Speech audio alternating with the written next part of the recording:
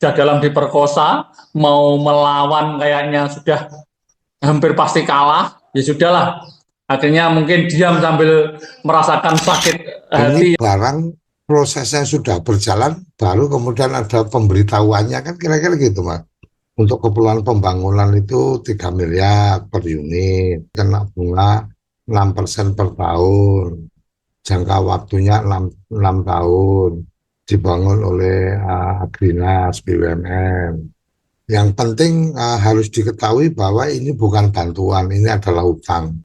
Risiko yang jelas adalah dana desa terpotong dan itu kawan-kawan sudah merasakan.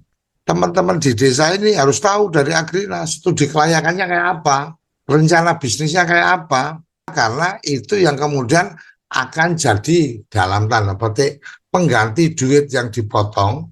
Kan duitnya Mas Kolil, duitnya desa itu kan terpotong, terkurangi dana desanya. Itu apakah ini jadi produktif sehingga kemudian keuntungannya lebih dari potongan, atau kemudian udah kepotong nggak dapat duit dari situ, malah dapatnya bangunan rusak yang kemudian desa harus keluar biaya nanti di tahun berikutnya. 2 tahun dikelola oleh Agrinas, kerjasamanya kayak apa dengan Agrinas? Ini diserahkan setelah 2 tahun. Teman-teman di desa harus memastikan nanti penyerahannya itu penyerahan berdasarkan nilai aset atau apa terhadap apa, kemudian terhadap valuasi dari bisnisnya, dan seterusnya harus jelas. Karena kan kalau bicara bangunan ada penyusutan nih Mas. Ketika kemudian waktu dibangun mungkin biaya pembangunannya 1,5 miliar umpamanya. Kemudian mobilnya berapa dan seterusnya. Nah proses ketika 2 tahun itu hitungannya kayak apa?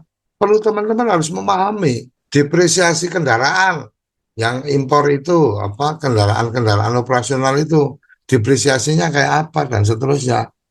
Diserahkan 2 tahun lagi, maka logika kita dana desa 2 tahun ini ya nggak boleh dipotong. Atas dasar apa dana desa kita dipotong sementara bangunan belum ada atau bangunan sudah ada tapi itu milik orang lain, itu milik Agrinas, itu bukan milik desa, itu milik Agrinas. Nah sementara Agrinas memakai aset desa berupa tanah, itu aja udah bingung. Perbankan ini yang paling diuntungkan dalam proses ini ya dia dapat 6% cuma-cuma gitu loh. Tidak mungkin ada kredit macet, tidak mungkin ada yang desa nggak bayar, pasti terbayar karena jaminannya jelas. Sementara desa masih mikir bisnisnya nanti jalan apa enggak. Desa satu dengan yang lain, kebutuhan untuk menggerakkan perekonomian khususnya KDMP ini tidak sesuai dengan potensi dan permasalahan di desa. Dan kalau itu hanya seragam aja, dapatnya desa ini. Nah itu nanti akan terjadi melangkrak terus. Kalau sampai seperti itu, yang dirugikan menurut saya adalah desa. Menteri Koperasi atas nama kepala desa bekerja, melakukan kerjasama dengan PT Agrinas. Artinya sampean itu nggak punya kuasa apa-apa, kuasa sampean tentang pembangunan dan kerjasama dengan Agrinas itu udah ada di tangan Menteri Koperasi. Jadi Menteri Koperasi itu otoritasnya sangat besar urusan pembangunan ini. Dia bisa mengatasnamakan apa kepala desanya Kolil gitu loh. Jadi kepala desanya Kolil ini nggak pernah memberikan mandat, nggak pernah memberikan kuasa, tapi udah langsung diambil kuasanya. Sehingga kemudian inilah yang dari awal kita cermati, ini bagian yang cukup krusial untuk kemudian bagaimana kawan-kawan harus bersikap.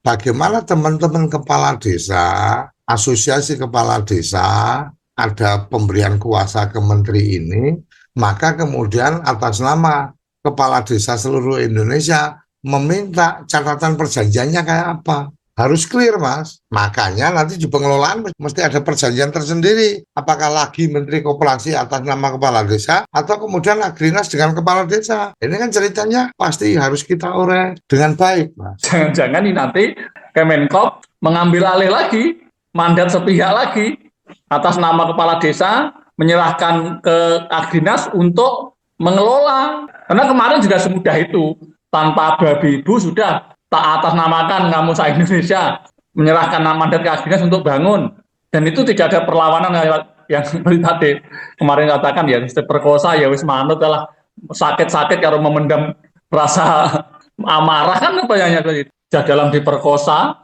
mau melawan kayaknya sudah hampir pasti kalah, ya sudahlah. Akhirnya mungkin diam sambil merasakan sakit hati, yang seperti itu aja. Ini yang sudah beberapa kali yang sebenarnya terjadi gitu loh.